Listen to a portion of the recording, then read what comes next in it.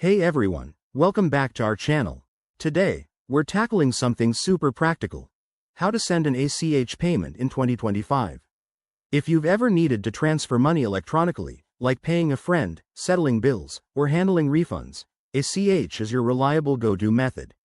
It's secure, efficient, and with the latest updates in 2025, it's even faster and more user-friendly than before. Let's dive right in. First things first, what's an ACH payment? It stands for Automated Clearinghouse, a network that allows electronic transfers between banks in the US. Think of it as a digital check that processes in 1 to 3 business days, often with lower fees than wire transfers. In 2025, many banks have enhanced their apps with better security features, like biometric authentication, to make this process seamless.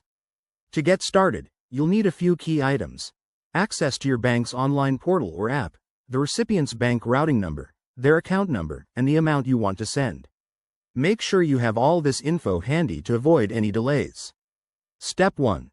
Log into your bank's website or mobile app using secure credentials.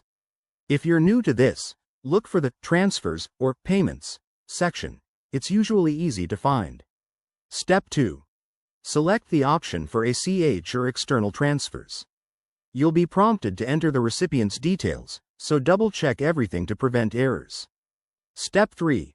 Input the transfer amount and choose the processing date. Remember, ACH payments aren't instant, so plan ahead if timing is crucial. Step 4. Review the details carefully, then confirm the transaction.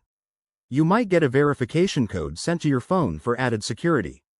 Once it's sent, keep an eye on your account for confirmation and any potential fees. Most banks in 2025 are transparent about costs up front. Pro tip: always use a secure network to protect your information.